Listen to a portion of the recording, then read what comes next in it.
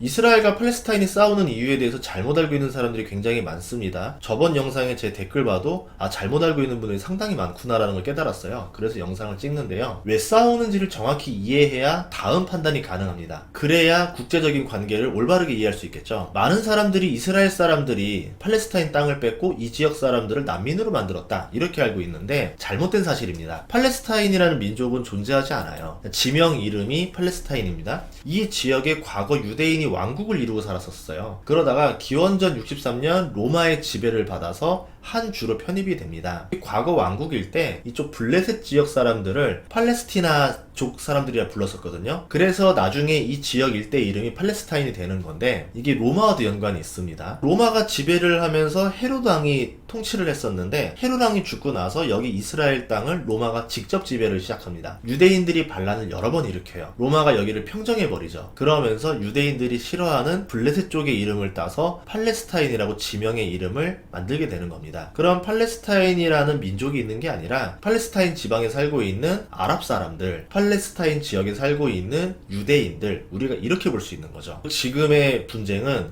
종교입니다. 유대교를 따르는 유대인들, 그리고 이슬람교를 따르는 아랍 사람들 간의 다툼이 이 지역 안에서 벌어지고 있는 겁니다. 그거를 우리는 이스라엘과 팔레스타인의 다툼이다 이렇게 표현을 하는 거고요. 이후에는 동로마 제국이 지배를 하고요. 7세기경에는 이슬람이 지배를 합니다. 11세기부터 13세기까지는 유럽의 기독교 국가들이 십자군 전쟁으로 쳐들어와요. 잠시 예루살렘을 점령하게 되는데요. 이때 로마 때문에 유럽이든 각지로 쫓겨났었던 유대인들이 다시 팔레스타인 지역으로 들어와서 살게 된 겁니다. 14세기에는 이집트의 맘루크 왕조가 팔레스타인 지역과 시리아 지역까지 지배를 해요. 그리고 16세기 오스만 제국이 이 지역을 지배하는데요. 오스만 제국은 유대인의 핍박을 줄여줘요. 유대인 이주가 더 늘게 되는 계기가 됩니다. 20세기부터는 유대인들이 팔레스타인 지방으로 더 많이 이주를 해와요. 1500년대 유대인은 5,000명 정도였는데 1914년 제1차 세계대전 당시로 추산해 보니까 85,000명의 유대인이 팔레스타인 지방에 살게 됐습니다. 제1차 세계대전에서 오스만 제국이 패전국이 되고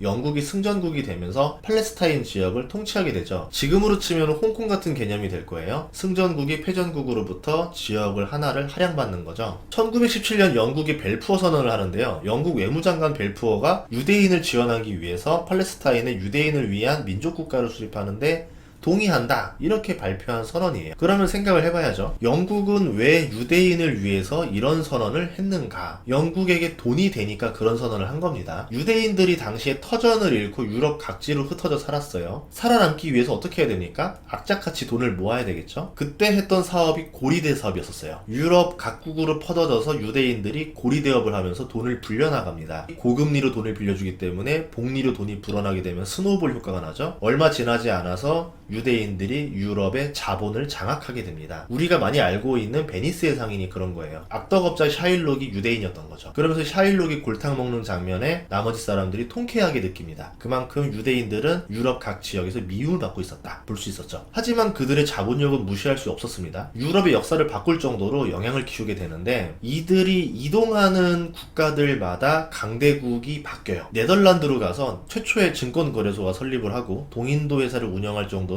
자본적으로 키워줍니다. 그러면서 네덜란드가 초기에는 강대국이었었죠. 그리고 이들이 다시 한 대로 어디로 이동하냐면은 영국으로 이동을 해요. 이들이 가서 영국에서 자본을 조달하는 데 많은 도움을 줍니다. 굉장히 금융기법을 통해서 쉽게 자본을 모으고 그 자본을 통해서 해군을 키울 수 있게 해줬죠. 결국 영국이 스페인의 무적 함대를 물리치고 해가 지지 않는 나라가 됩니다. 우리가 알고 있는 로스차일드 가문은요 유대인입니다. 영국의 은행을 꽉 쥐고 있죠. 영국이 제1차 세계대전을 이기는데 많은 재정적인 지원을 해줬어요. 그리고 이에 대한 보상으로 벨푸어 선언이 나올 수 있었던 거죠. 로스차일드 가문이 시오니즘 운동의 든든한 후원자였었는데요. 시오니즘 운동이 뭐냐면은 고국 팔레스타인으로 유대 민족 국가를 다시 건설하자는 운동이에요. 벨푸어 선언이 나오게 된 데는 이런 내막이 있었다. 그런데 벨푸어 선언이 이중계약이었습니다. 제1차 세계대전이 진행 중인 1915년에 영국 고등 판무관 맥마흔이 전쟁이 끝나고 아랍인의 독립국가 건설을 지지한다라고 맥마흔 선언을 하죠. 선언이 상충되는 겁니다. 아랍 국가를 만들어 주겠다. 유대인 국가를 만들어 주겠다. 영국은 이라크와 요르단, 프랑스는 시리아와 레바논, 러시아는 터키 동부를 통치하고 팔레스타인 지역은 공동 관리한다는 협약까지 있었는데요. 이런 이유로 유대인과 아랍인들은 팔레스타인 지역이 영국과 약속에 의해 자신들의 땅이라고 주장하게 되는 겁니다. 영국은 이중수표를 쓴 거죠.